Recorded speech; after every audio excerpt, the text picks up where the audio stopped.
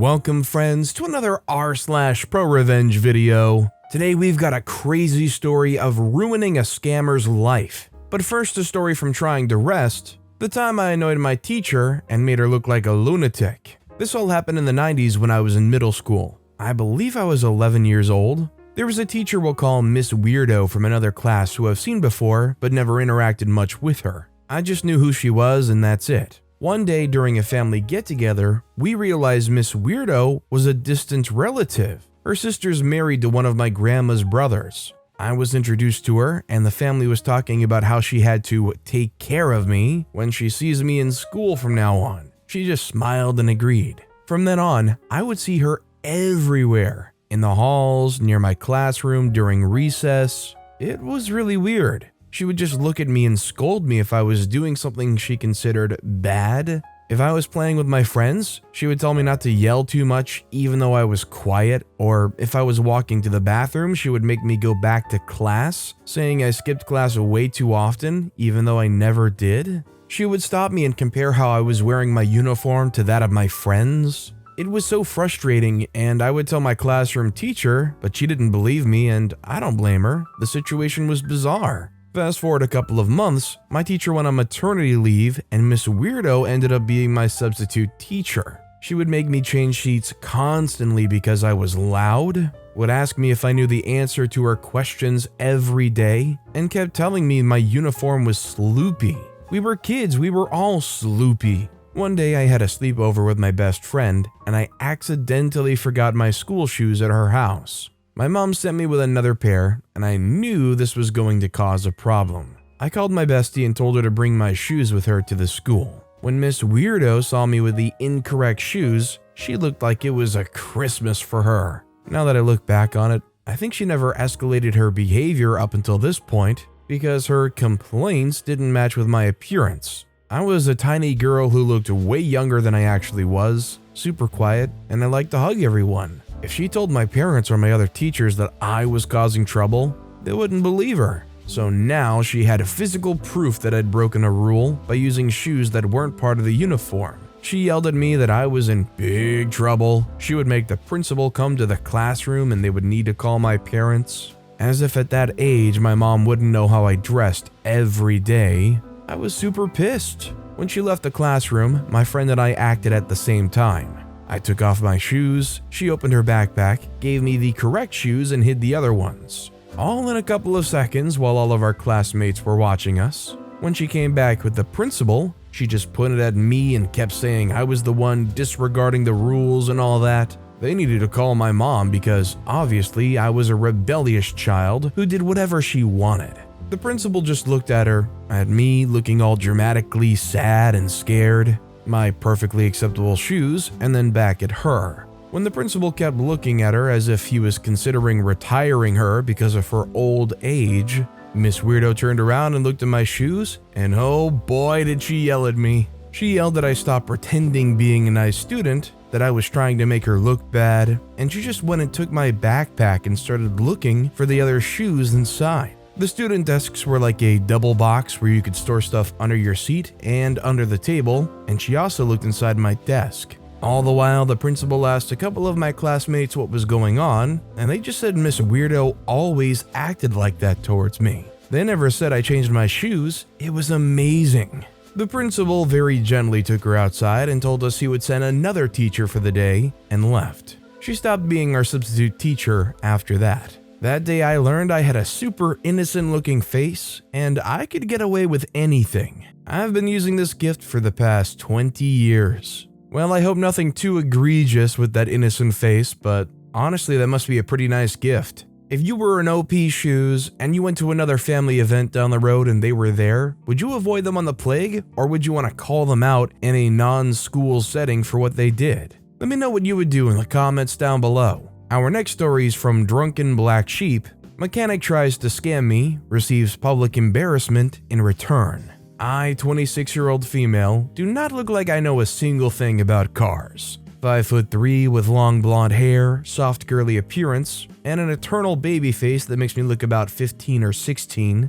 I drive a rather beat up looking 2004 Avalon. My dad and brother are both mechanics. Not my profession, but I've learned a thing or 7 from them, and am very comfortable working on cars. I'm only mentioning my appearance because it's pretty common for mechanics to assume that I'm an idiot about cars. A while back, I was pretty overwhelmed with life and didn't have a good space to do it, so I took my car in to get the oil changed. The place offered a free of charge head-to-toe inspection for any repairs that might need to be made. I knew my car was fine. I'd pretty recently changed the air filter in the brake pads. Rotors had maybe 40,000 miles on them and were in great condition. New serpentine belt too. Literally just didn't feel like changing my oil. Relevant notes: before I went to the shop, I actually checked my air filter and it was in fact pristine. Also, I usually call my dad while I'm working on my car so we can chat, so he knows what repairs and maintenance I've done and that my car's well taken care of. After they changed my oil, the guy came back with the inspection results on a clipboard and was holding my air filter. He had this grave look on his face like something was wrong.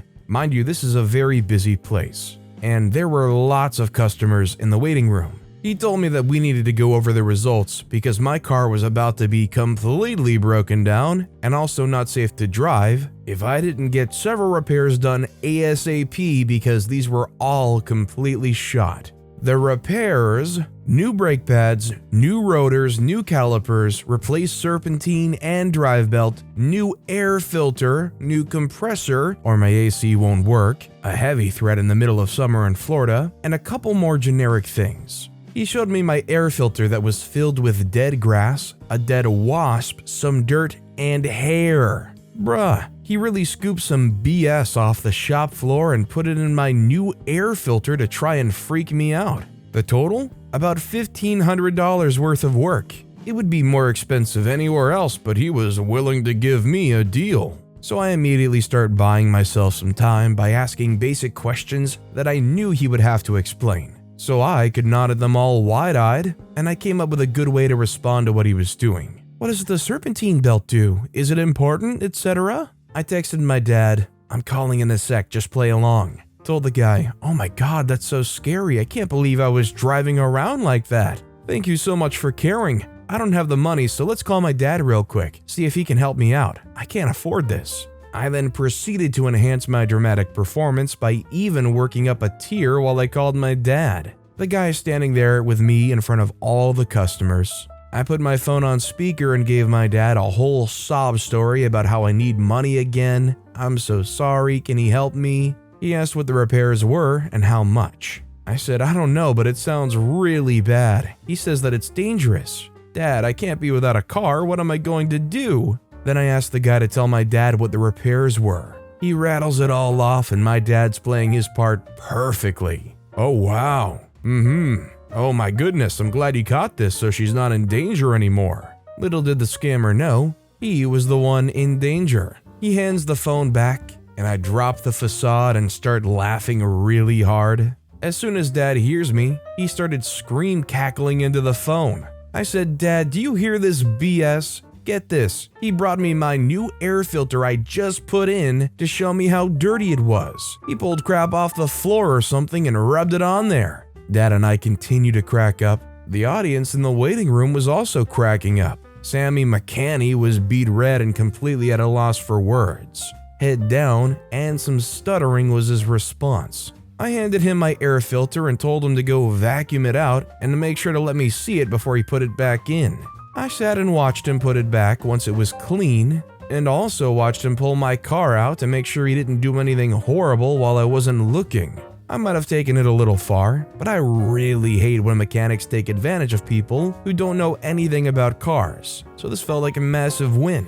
Big props to my dad for his performance and for teaching me about cars. What OP did here is great, and honestly, as a person myself that honestly doesn't know a lot about cars and car parts and car maintenance, I'm afraid people would try to take advantage of me like that. If you don't have anybody to vouch for a mechanic, it's hard to know exactly who you can trust. Our next story is from IPSOS Custodes 420. Chad didn't like my music, but I do. I, 33-year-old female, am here with a story about Chad, 36-year-old male, having issues with my music. I'm big into music, not following one genre or artist per se, but music itself. My friends have described it as eclectic, and I agree. I've gotten some bewildered looks by the sheer random contrasts between songs. Normally when I listen to my music, it's with headphones in, or it's only audible from the room I'm in. The only time I blast music is in my car. Anyway, progressively over a few months, Chad made his disdain for my music known. He would go out of his way to criticize all of it. At first I felt super bad that nothing I liked could soothe his ears, but then it hit me. It wasn't about what I listened to, but the fact that I was visibly enjoying it. He would go out of his way to tell me to stop enjoying whatever I was doing. If he couldn't hear it, he would grab my attention to ask what it was, and then said he hated it. So I started to look up his playlist that he had connected to his smart devices, TV, Google Home.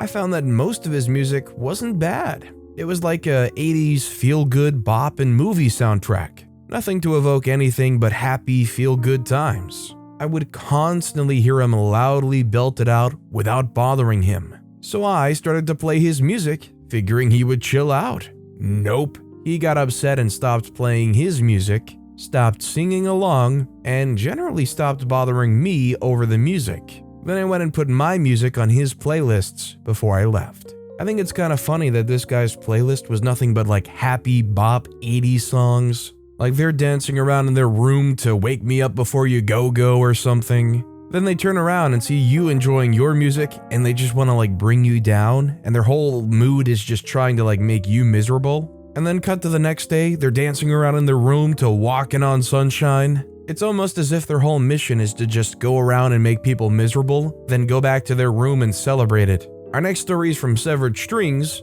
Boss went out of his way to be rude about a habit of mine. I do it every time I see him. I work at a computer all day most days. My desk setup wasn't the best, so my posture wasn't great. That caused a bit of physical discomfort, specifically some shoulder pain. I've fixed it since. Anyway, because of that, I had a habit of absent-mindedly rubbing my shoulder. One day I did it while talking to my boss about some upcoming project. He went out of his way to mimic what I was doing back to me and be a real condescending jerk about it, saying, "What's this?" with a really snarky tone. I didn't really react at all because he was so hostile about it out of nowhere. Even though I don't have shoulder pain anymore, I do it every single time I see him. Passing in the hallways, rubbing my shoulder. Him quickly popping in to mention something, rubbing my shoulder. In a meeting he's a part of, rubbing my shoulder every single time. It's been a couple of weeks at this point. The first couple times he'd bring it up again, and I'd just casually mention shoulder pain. He doesn't even bother anymore, but it still visibly pisses him off. I've been looking for new jobs and have some interviews next week. When I drop my notice on his desk, I think I might have a little shoulder pain. It sounds like a lovely workplace dynamic that this boss goes out of their way to perpetuate. Could talk about it, could be honest about it, could apologize for it. Nah, just be petty and frustrated, and eventually lose an employee. By the way, if you're enjoying these stories, make sure to hit those like and subscribe buttons down below so you'll never miss any of my daily videos. Every video has awesome stories, like our next story from Female Wolf. Taking too long at an online game to make me forfeit? I'll give you a taste of your own medicine. 10 years ago, I was really obsessed with a card game called Bariba. There's an online website where you could play it. Each player has a ranking that would go up or down according to your wins or losses. If you chose to forfeit a game, you would lose points. The only way not to lose any points while playing the game was to either win or have the other player forfeit. A Bariba game usually lasts around 40 to 45 minutes. Before you start a game, you open a table, you set the table preferences, and wait for the opponents to join. One of the preferences is how much time each player gets every turn they make. Each player gets a specific amount of time that resets every time the player takes a turn. The typical time most players choose is 1 minute, and they rarely use the whole minute. They usually play within seconds. You choose the table preferences you want and wait for the other player to join and accept them. A lot of opponents try to win by deception, meaning they set the time for each player at the maximum 5 minutes. Then they take the whole 5 minutes each turn they make. They only take their turn right before their 5-minute limit runs out. Most of their opponents get frustrated, tired, and eventually forfeit. There's a second way of winning by deception at this game. I'll try explaining it without boring you. In order to play this game, you have to create matching sets of at least 3 cards of the same group. For example, 4, 5, and 6 of clubs, or 3, 4, 6, 7 of hearts, etc. You start with 11 cards. The more or bigger sets you make, the more points you gather. So in order to win, you have to eventually get more cards. Each turn you take, you can either A, draw one card from the deck, B, or take all the cards from the discard pile. Then you discard one card. The game rule clearly states that in order to take the discard pile, you have to use one of the cards in the discard pile to create or complement one of your sets, and then put down your set in order to prove that you did, in fact, use a card from the discard pile. The discard pile is one of the most wanted things in the game, because you gather a lot of cards at once, and take better chances at gathering points. Not a lot of websites give you the option to play Bariba. Around that time, I only knew one website that had a flaw that was extremely abused by sly players: the second deception method. This flaw did not require the player to justify taking the discard pile. You could just take it without putting down any set, or justify your move in any way. So a lot of players at every one of their turns simply took the discard pile, discarded one card, usually the exact same card at every turn, so they wouldn't let their opponent gather cards. The opponent was forced to draw every turn and give up valuable cards since they couldn't gather more than 11. The sly opponent every turn took the discard pile that had 2 cards and left only 1 card in the discard pile. Their opponent would draw a card, discard 1, thus making the discard pile 2 cards. So at each turn, the sly opponent would gain 1 more card while their opponent would gather none. This resulted in the sly opponent eventually gathering enough cards to win, while their opponent kept the original number of 11 cards that hardly allowed them to create a set or 2. If you were aggressive enough, you could also start playing the second deception method against them, taking that one single card from the discard pile and giving one back, etc. But this simply could go on forever, with the game never ending, and most players didn't have the patience or the stomach for that. Except me. So one day around 8 p.m., I created a table for Bariba. I set my options like always, 1 minute for each player. An opponent enters, so I click start. He clicks as well. After the game started, to my horror, I see that he changed the time setting to 5 minutes. Immediately I knew what that meant, that he intended to use the first deception method in order to make me forfeit. Man, I can't even describe how much I hated those guys. They took forever, busted my nerves, and made the game not enjoyable at all. That night, I was at my wit's end with them. I give him the benefit of the doubt and start playing. And wouldn't you know it, he took the whole 5 minutes to complete his turn. Not only that, but he actually used the second deception method as well. The scumbag of scumbags. I took a few turns normally, just a few seconds each turn, while he used the whole 5 minutes. 20 minutes have passed. Normally we would have been halfway through the game, but the game was just starting. I sent a couple of messages on the chat asking to go faster. He completely ignored me. All the while he chose to take all the cards from the discard pile as well at each turn. The second deception method. Well, that was it. I've had it. 2 can play this game. I opened a movie on my PC, set a 4-minute and 45-second timer for each turn I took, and then started taking the discard pile at each turn as well, while I used my whole 5-minute time limit at each turn. I only played 5 to 6 seconds before my time ran out, so at each turn, the discard pile only had 1 card, and we kept doing that without allowing the other one to gather any cards at all. We remained with a very few cards for hours, and both of us took 5 minutes to complete their turn. As I said, a typical Bariba game takes around 40 to 45 minutes. In our case, hours have passed, and we were at the same spot we begun. At first, I thought he would get tired easily. Admittedly, he was tougher than I thought. I watched 2 movies and he was still going strong. The audacity on this guy. I was tired and sleepy, but so determined to not let him have his way. So I put a 3rd movie in. I was a college student with all the time in the world. Around 1:40 a.m., he started getting tired. Instead of using the whole 5 minutes, he started playing a little faster. He maybe used 3 minutes to 3.5 minutes. It was obvious he was folding. I was very pleased with this, but still kept playing at the same pace. Around 2 a.m., 6 hours after we started our game, he dropped both his deception methods and started playing normally. Each one of his turns was only seconds. He was clearly tired and wanted out. Oh no, you POS, you're not getting off this easily. I'm so mad and tired because you made me sit all night doing the exact same move at each turn.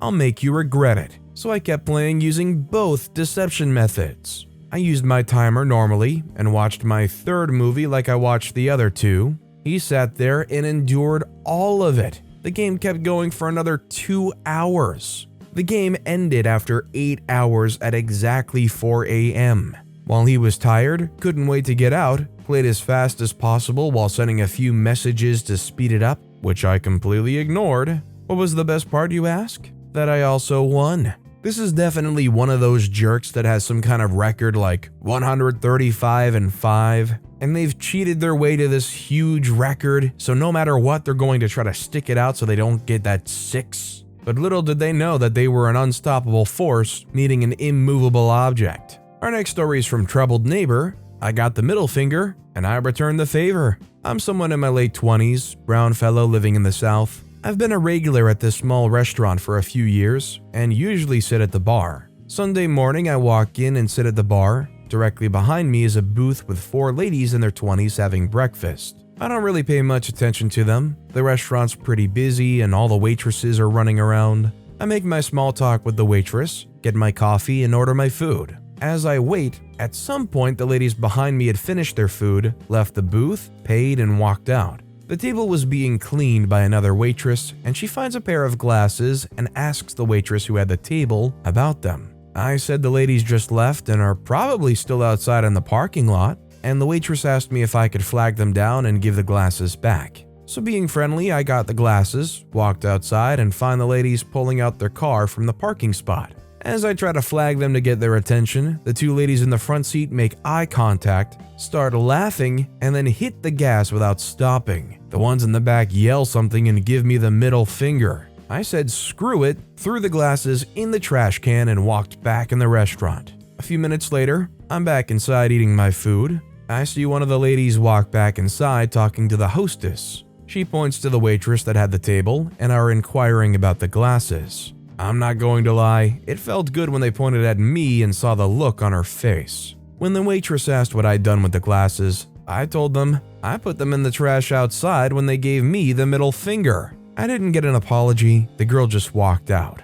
A few minutes go by and they come back in asking which trash can I put the glasses into. I still hadn't gotten an apology, so I did what I thought was right and gave them the middle finger back, and they left. I'm hoping it's not a racist thing. I'm hoping it's more like they assumed that you wanted to talk to them, or that maybe you were a creepy guy. But either way, I definitely understand why OP acted the way they did. They were trying to do something nice and they got the middle finger for it. And our final story of the day is by Nyanix. Wasted a scammer's time for fun. I started some freelance work through Upwork. So far it's been pretty cool, but today was my first time dealing with a scammer. I knew it was a scammer right off the bat because I applied to 2 different job postings that were essentially the same job, but supposed to be for separate companies. These jobs were for QA testing mobile games. I received 2 messages right after one another, and the messages were identical. That was already a red flag for me. I changed up my responses between them, giving them the benefit of the doubt. Maybe they think I'm the scammer. They both asked me if I'm interested in the job and told me they needed to ask me some questions before I continue. They asked what kind of phone I use and how long I've had my Apple ID account. Then they requested screenshots of all my downloaded apps in the last 90 days.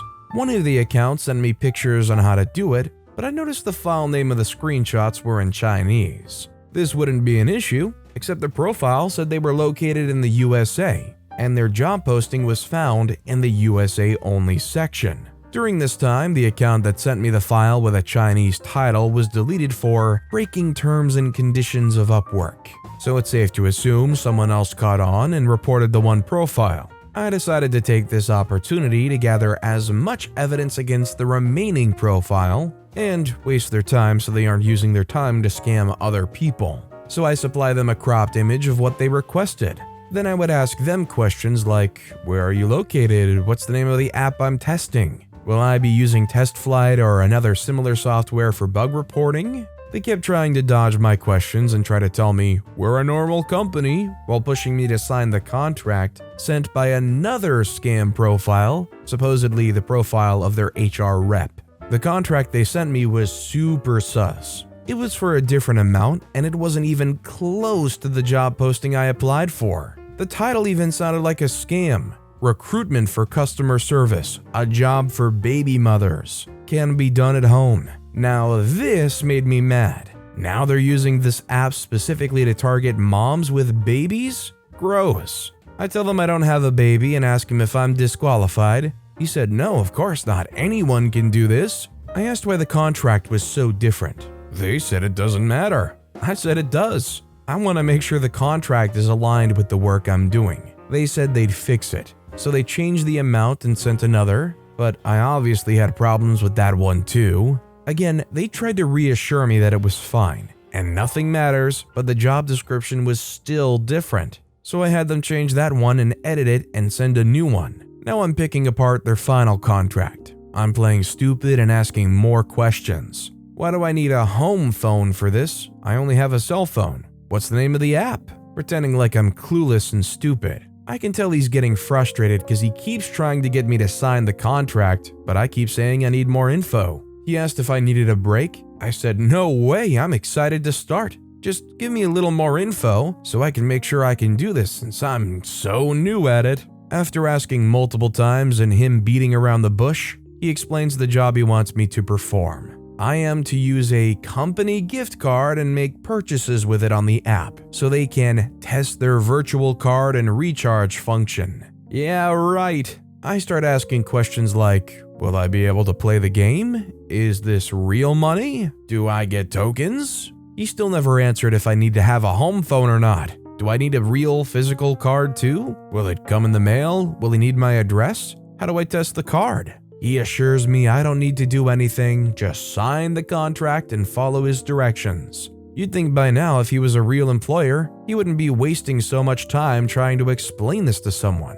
He obviously didn't know how to play the part, because he kept coming off pushier and more incessant than before. So I ask again, what app am I downloading? And finally, after my 7th time of asking, he sends me a screenshot of an idle clicker game. This file name also happened to be in Chinese, just like the first guy. I ask him why it's in Chinese, and he says it's for the international version, because he's obviously an American living in America. Can't you tell by his obviously cliche white bread name he got out of a gachapon machine? I act really excited and impressed to be doing a worldwide international job. I tell him I'm going to go download the app. Freak no, I'm not. After I download it, I pretended to be really impressed that he's working for a totally different company than he mentioned before. He sends me the credit card info and then tells me to put the credit card info as my Apple ID default for payments.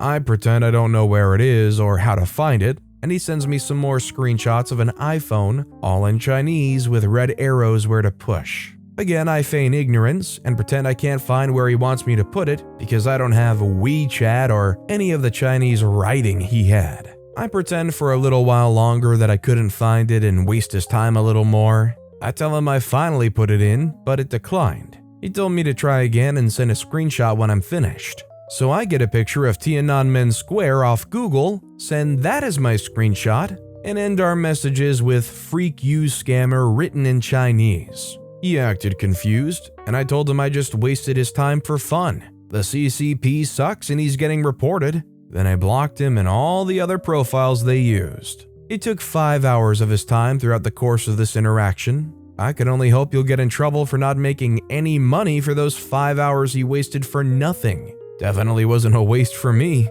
I took screenshots of our entire conversation and I added it as a post to my profile. If you're interested in reading the screenshots, I'll put the link in the comment section for easy access. Honestly, almost impressed how far their scam is going here. Does it seem like they're taking actual credentials from other people, giving them to another person and having them enter them for gift cards and codes? The money ends up going to the scammer, and the scammer never actually technically used those details? All I gotta say is that's a lot of layers that the scammer has to direct people through, but I guess if they try hard enough, they probably can get somebody to do it for them. If you get linked up with a scammer, do you try to waste their time too? But with that being said, that's all the time we have for today. So of all these stories I've read today, which is your favorite and why? Let me know in the comments down below. And if you haven't yet, if you could like and subscribe, that would mean a lot to me. Whatever you do, whether it's liking, subscribing, turning notifications on, all of it helps grow this channel, and I appreciate the heck out of it. So until next time, I'll see you all tomorrow with some more stories.